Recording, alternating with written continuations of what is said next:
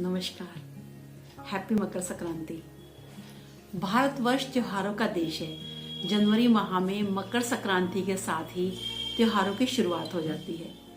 तिल और गुड़ की पूजा की जाती है, खिचड़ी का दान दिया जाता है। साथ ही इस दिन स्नान का भी विशेष महत्व है। मकर संक्रांति से अच्छे अर्थात शुभ दिनों की शुरुआत होती है। इस दिन से सूर्य दक्षिणायन से उत्तरायण में चला जाता है। सूर्य की किरणें सेहत के लिए शुभ एवं शक्ति प्रदान करने वाली होती हैं। उत्तरायण को देवताओं का दिन अर्थात सकारात्मक ऊर्जा का प्रतीक माना जाता है। इसलिए इस दिन जप, तप, दान, स्नान आदि का विशेष महत्व है। सूर्य के मकर राशि में प्रवेश करने के कारण ही इसे मकर संक्रांति के नाम से जाना जाता है। इस दिन देवता भी धरती पर अवतरित होते हैं। अंधकार का नाश होता है और प्रकाश का आगमन होता है। इस दिन से दिन लंबे व रातें छोटी होने लगती हैं। मकर संक्रांति से ही ठंड कम होने की शुरुआत हो जाती है। मकर संक्रांति हिंदुओं का विशेष पर्व है। मान्यता है इसी दिन भगवान शिव शंकर ने अपनी जटा से माँ गंगा को धरती पर उतारा था। इसके लिए एक पौराणिक कथा है। एक बार राजा सागर ने अपने राज्य में अश्वमेध यज्ञ का अनुष्ठान किया और इस अनुष्ठान में उन्होंने अपना घोड़ा विश्व विजय के लिए खुला छोड़ दिया।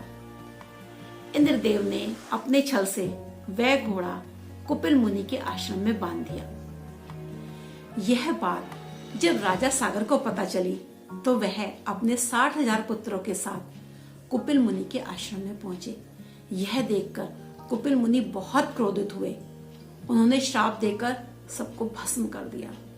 तब राजा सागर के पोते राजकुमार अंशुमान ने कुपिल मुनि के आश्रम में जाकर माफी मांगी और अपने परिवारजनों के उद्धार के लिए समाधान पूछा।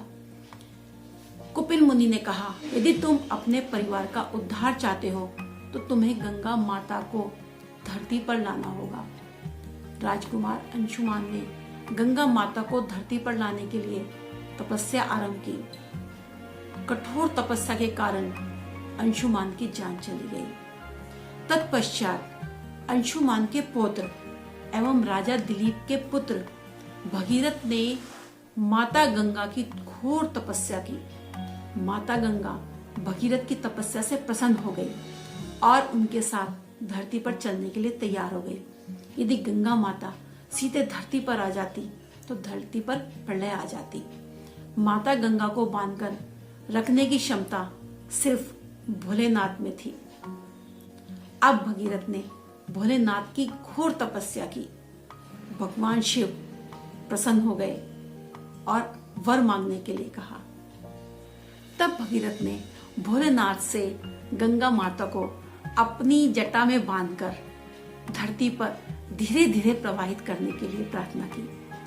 तब भोलेनाथ ने भगीरथ की यह इच्छा पूरी की। भगीरथ ने माता गंगा से कुपिल मुनि आश्रम में जाने के लिए भी अनुरोध किया, जहां भगीरथ के पूर्वज राजा सागर और उसके पुत्रों की राख पड़ी थी।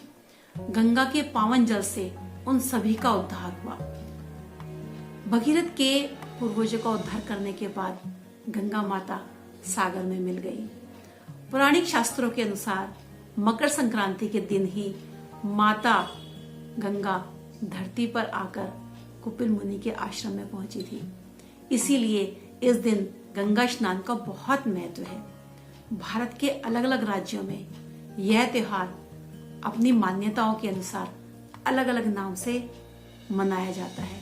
जैसे पंजाब में लोहड़ी, उत्तर प्रदेश और बिहार में खिचड़ी पर्व, आसाम में बिहू, तमिलनाडु में पोंगल, कर्नाटक और केरल में संक्रांति, गढ़वाल में खिचड़ी संक्रांति, गुजरात में उत्तरायण के नाम से जाना जाता है। हम सभी को यह त्योहार बड़े हर्षोल्लास से मनाना चाहिए।